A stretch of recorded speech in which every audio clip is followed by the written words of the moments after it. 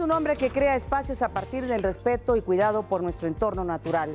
Apasionado por los retos, es artífice de construcciones galardonadas en México y el mundo. Creyente del nuevo talento, es también profesor desde hace más de 30 años.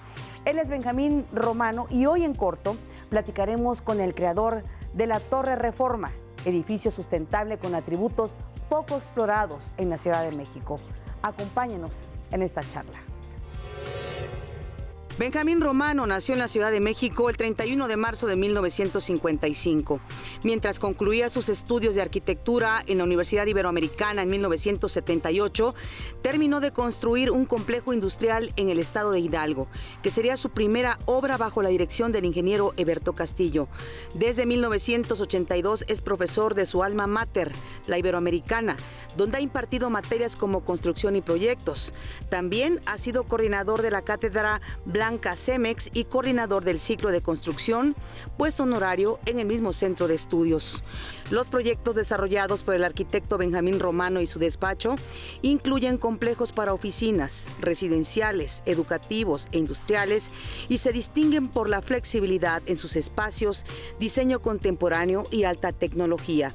Entre sus obras destacadas se encuentran Torre Chapultepec, Torre Bosques, Torre Tres Picos, Torre Veranda, Centro I de Tizayuca Hidalgo y Torre Reforma.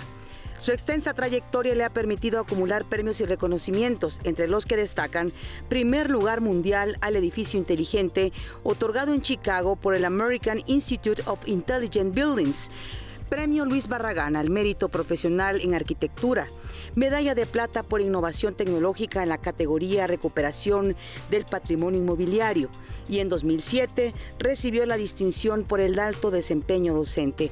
Además, ha compartido su conocimiento y experiencia mediante conferencias a nivel nacional e internacional.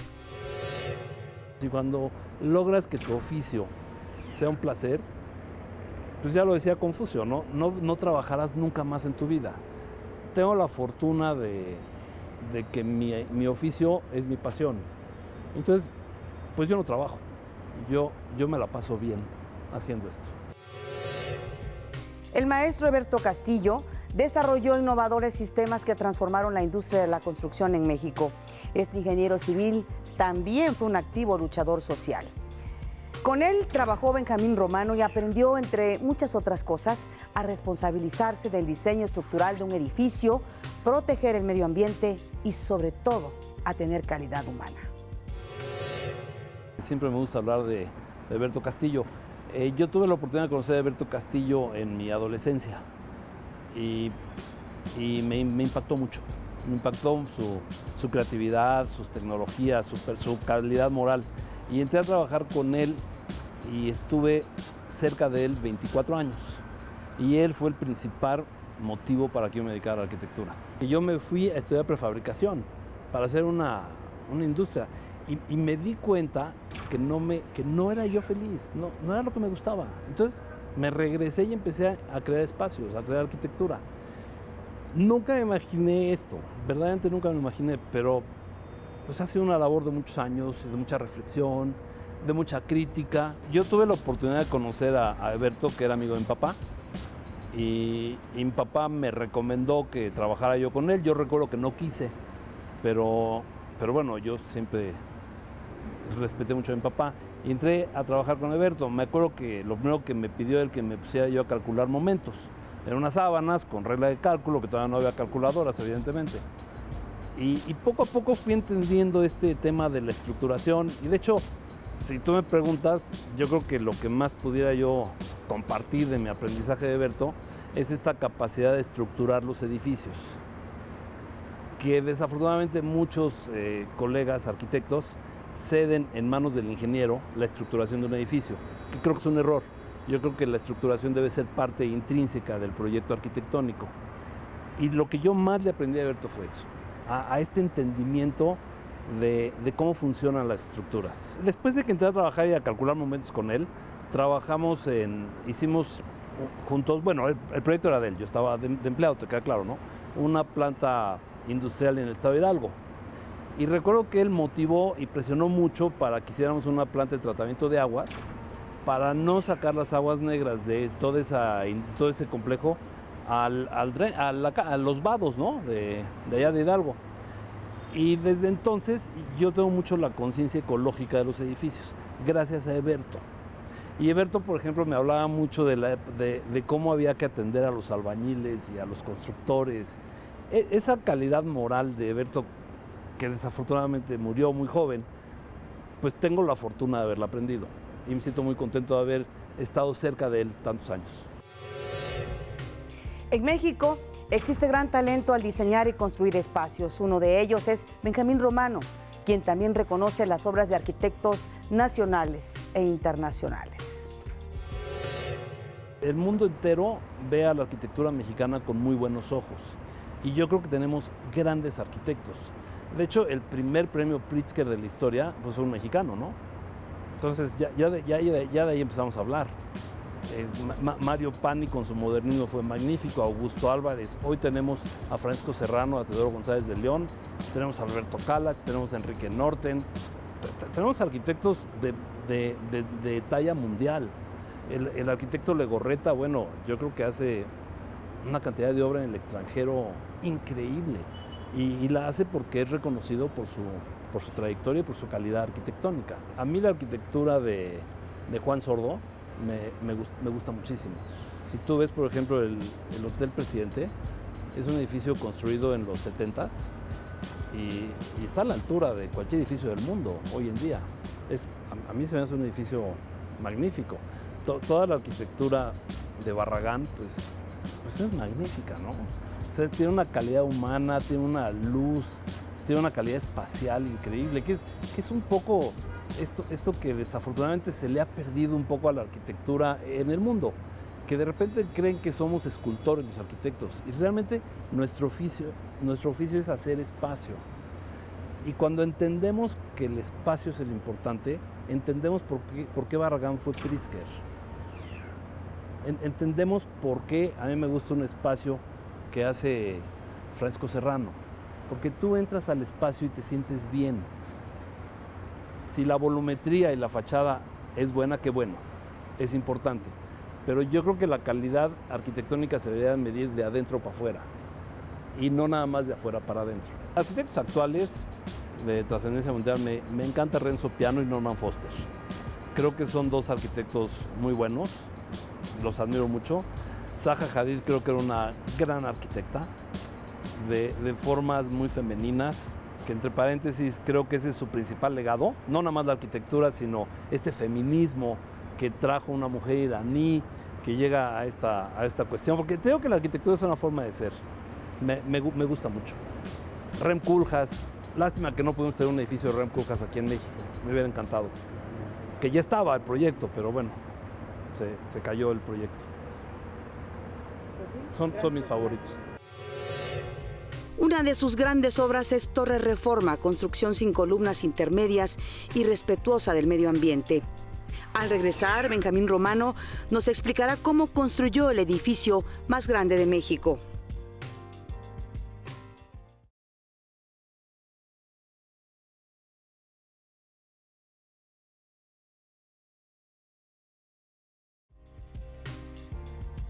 En 2008, Benjamín Romano, junto con un equipo de alto nivel, inició la construcción de un complejo de 57 pisos y 244 metros de altura. Bajo el principio de arquitectura sustentable, este edificio fue diseñado con un sistema de significativo ahorro de energía y reutilización de agua.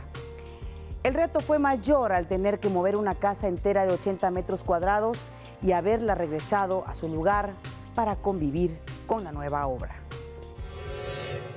La tendencia mundial de la arquitectura es la protección al medio ambiente. No podemos seguir enfriando con aire acondicionado, afectando la huella de carbono de nuestro planeta, edificios de cristal que lo único que hacen es calentarse y calentarse y calentarse. Uno de los principales calificativos de este edificio es, yo diría, su calidad espacial, su diseño estructural y su muy fuerte tendencia al respecto ecológico y de la sociedad en la que vivimos.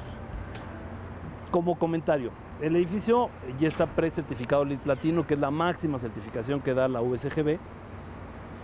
¿Y qué tiene de interesante? Por ejemplo, una de las cosas interesantes es que en comparación con los edificios de la zona, nosotros tenemos 24% menos de consumo de energía eléctrica. Eso, si tú se lo pudieras aplicar a todos los edificios del planeta, nuestro consumo de energía en el mundo bajaría mucho y nuestra necesidad de quemar energéticos sería mucho menor. Esa es la tendencia a la que yo me refiero. Este edificio tiene una descarga al drenaje cero. Quiere decir que ni un litro de aguas negras o lluvia de este edificio va a salir a la calle. Nunca. El 100% del agua se va a tratar en este edificio, en una planta de tratamiento que está en el sótano 2, y se va a reutilizar en algunos excusados, pero principalmente en las torres de enfriamiento del aire acondicionado.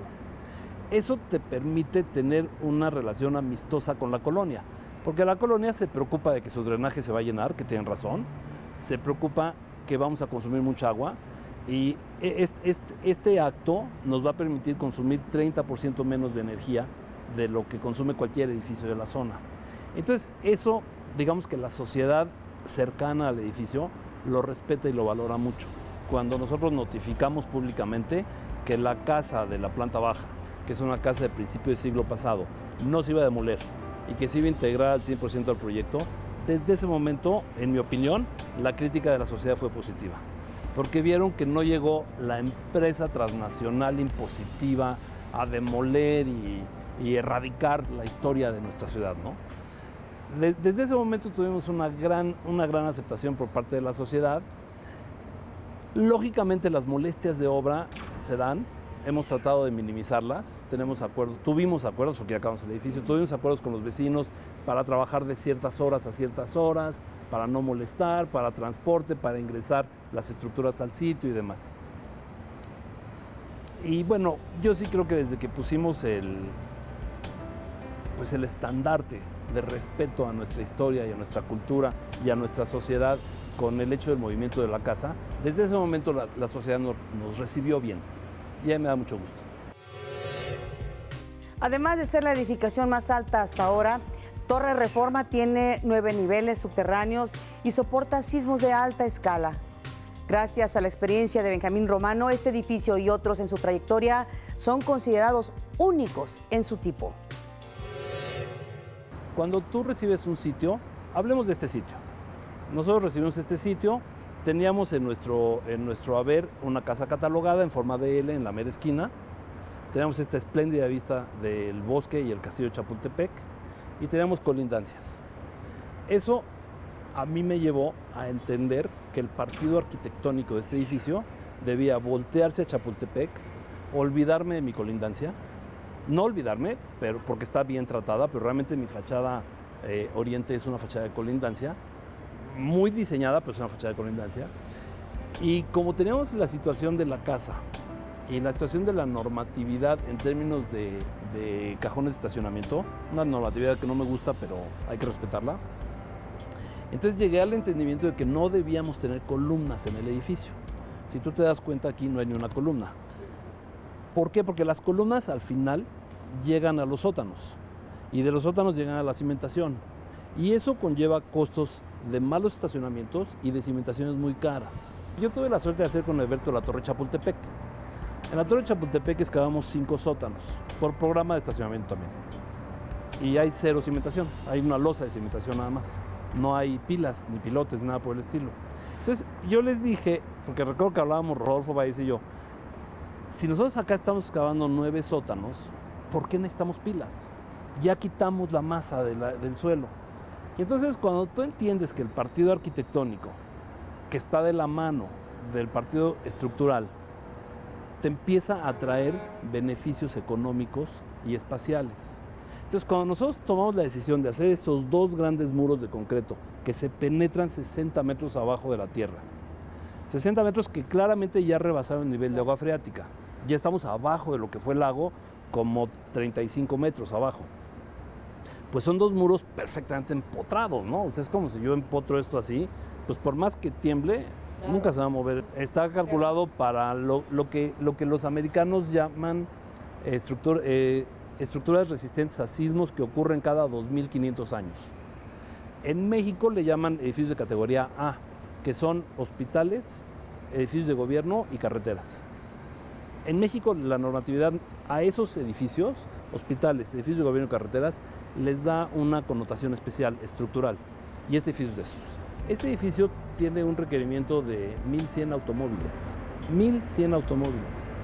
Es un mundo de coches. Es una contaminación no nada más ambiental, es una contaminación de espacios estériles. ¿Por qué? Porque esos espacios no se pueden utilizar más que para guardar mi coche, o bueno, el coche de cualquiera de nosotros. Cuando vimos la normatividad, la mitad de los estacionamientos de este edificio es robótico. El estacionamiento robótico por norma te pide un 80 de peralte libre para que entre el coche, porque el coche no mide más de un 80. Yo tomé la decisión de no hacerlo y entonces hicimos un estacionamiento de 2.35 de altura, que a los alemanes que vendieron el robot les parecía como tonto. Entonces yo les dije que yo apuesto, porque estoy convencido del futuro, a que el gobierno va a entender, va a crear transporte público y vamos a dejar de utilizar el estacionamiento. Y estoy seguro que ese espacio, el día de mañana, a lo mejor yo no lo voy a ver, en 20, 30 años, se va a ocupar como espacio habitable para el humano. De hecho, si tú entras al robot, te impactaría la calidad espacial que tiene el robot. De sus obras, ¿cuál es la que más le llena de orgullo? Porque me imagino que todas le han de gustar, pero ha de haber una en particular que le haya costado trabajo planearla o que le haya costado trabajo Hay un edificio en Polanco, en una manzana entera de 167 metros, triangular, que se llama Torre Tres Picos. Ese me encanta porque el reto era magnífico. Imagínense 167 metros triangular con un programa de 48 coches de estacionamiento y un edificio de oficinas de 10 niveles. Y recuerdo muy bien una anécdota de ese edificio cuando lo estábamos construyendo. El cálculo de ese edificio lo hizo el ingeniero Alcaraz Lozano. Estábamos haciendo este edificio cuando me avisaron que por su condición de fierro, el edificio a mediodía se calentaba, o sea, se hinchaba y se deshinchaba en la noche. Es una anécdota magnífica, lo cual nos llevó al entendimiento que los plomos para la instalación de los elevadores debía ser acorde a la temperatura, que no lo habíamos entendido. Hay otros edificios que me gustan, como la Torre Bosques, la Torre Chapultepec, algo residencial que hemos hecho, un hospital que hicimos que me encanta en la Huasteca Potosina. Me encanta ese hospital que hicimos en Tlanchinol. Pues hay edificios interesantes. Tres Picos yo creo que es mi preferido. Torre Reforma también. Hoy estamos haciendo un edificio en Pachuca para el gobierno federal, un instituto de tecnología para la industria de la confección. Es un edificio que creo que va a ser un muy bonito edificio. El parque donde está es ecológico y el edificio es una gran dona de 72 metros de diámetro, que creo que va a quedar bien. Experto de la construcción, Benjamín Romano suma a sus pasiones la música y el cuidado del medio ambiente.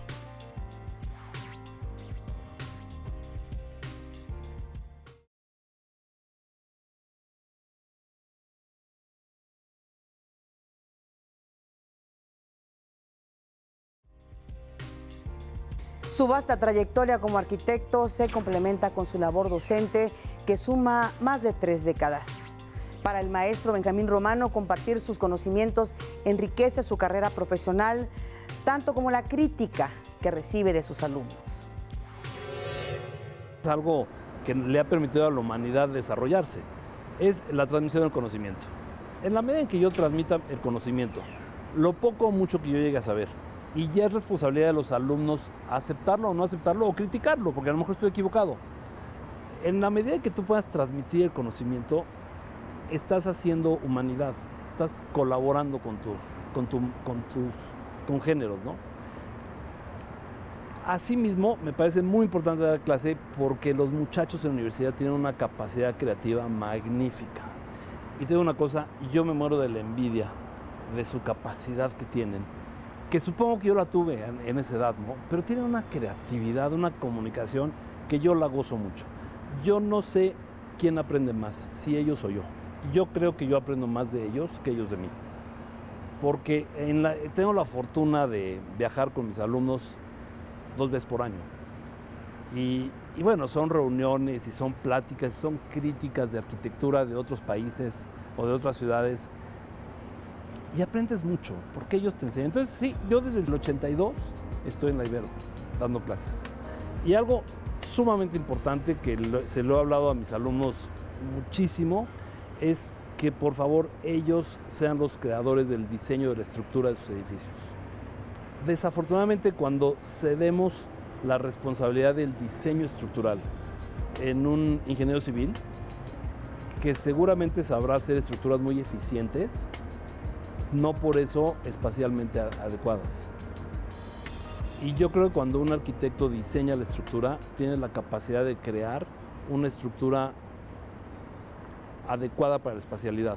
Creo que cada año entra, económicamente hablando, a la sociedad mexicana, pues no, me da miedo dar un número, pero a lo mejor es 1 millón de muchachos que entran cada año, o 800,000 muchachos cada año que entran a la sociedad.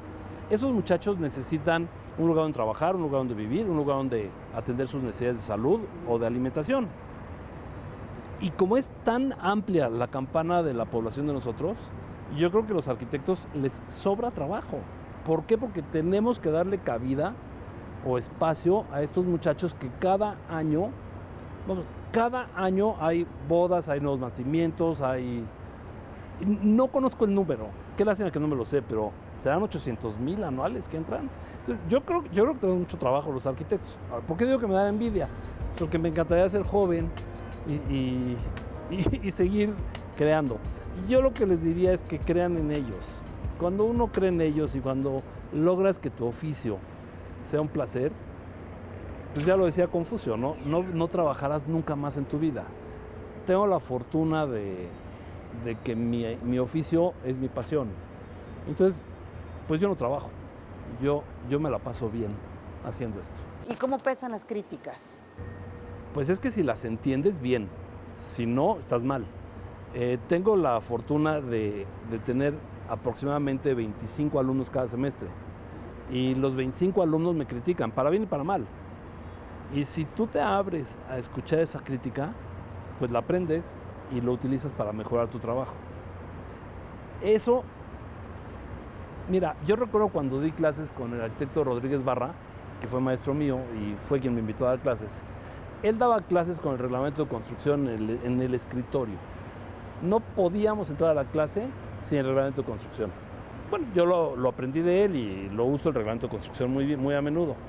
Y yo recuerdo cuando empezaba a hacer edificios altos, allá en Luz Aviñón, cuando hicimos la calle de Chicago, etcétera, que una vez un gestor me decía que había algo que no era fácil. Entonces dije, hay que arreglarlo. Me dijo, no, mejor ya nos arreglamos. Le dije, no. Me acuerdo que le dije, ¿qué tal si vienen mis alumnos y se dan cuenta? Entonces, a mí eso me ha obligado, como crítica, a mejorarme. No porque me preocupe que me critiquen mis alumnos para mal, me preocupa que me critiquen y no los haya hecho caso. No me reúno mucho con el gremio de la arquitectura, no porque no los quiera, yo los quiero y los respeto mucho, y si nos vemos nos saludamos. Con quien tengo interacciones con los muchachos, y desde la crítica que yo te pudiera hablar. Yo creo que ya cuando maduramos, poca gente se atreve a criticarte de frente, ya grandes. La única persona que me critica y mucho es Francisco Serrano, con quien tengo una gran amistad, él y Susana García. Y ellos tienen a bien, que se los agradezco mucho, pararse en mis obras y decirme, Benjamín, eso está mal o eso está bien. Pese a la compleja vida cotidiana de la Ciudad de México, Benjamín Romano no cambia esta metrópoli por ninguna otra del mundo. La calidad humana que existe en México también llena de orgullo a este destacado arquitecto. A mí lo que más me gusta de mi país es la calidad humana. Creo que es algo que muchos países no la tienen, especialmente el hemisferio norte. No sé si es cuestión de clima o qué, pero para mí la calidad humana de México es extraordinaria. ¿Qué no me gusta? A mí me gustaría tener una sociedad más culta, más responsable con el medio ambiente. Y me gustaría que nuestra ciudad, o las autoridades de nuestra ciudad, y entiendo que es un tema presupuestal y lo respeto porque es un tema difícil, pudiéramos entender de hacer ciudad en esta ciudad, de hacer una ciudad más peatonal, con mejor transporte público, que no invada, que no tengamos nuestras calles saturadas de coches y de tráfico y de camiones y todos esos problemas de contaminación que tenemos. Creo que eso es lo que menos me gusta.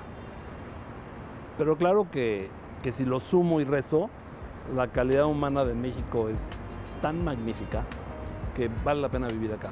Tenemos que ser creativos para hacer traer a esta Ciudad de México transporte público. Y no me refiero a segundos pisos. Eso para mí es una crítica enorme, porque estamos otra vez privilegiando al del coche, al uso del coche. Y yo creo que tenemos que privilegiar al transporte público. México es una ciudad preciosa. Quita el tráfico de tu mente. Si nosotros pudiéramos lograr hacer esta ciudad una ciudad más humana, más de circulación peatonal, me parece magnífica esta ciudad. Y me refiero a la zona centro de Ciudad de México, que sales y te encuentras una peluquería, una tintorería, un restaurante fino y un tugurio, y te encuentras un edificio, un hotel, oficinas. Esto me gusta mucho, que todos decimos que Manhattan es la mejor ciudad para vivir.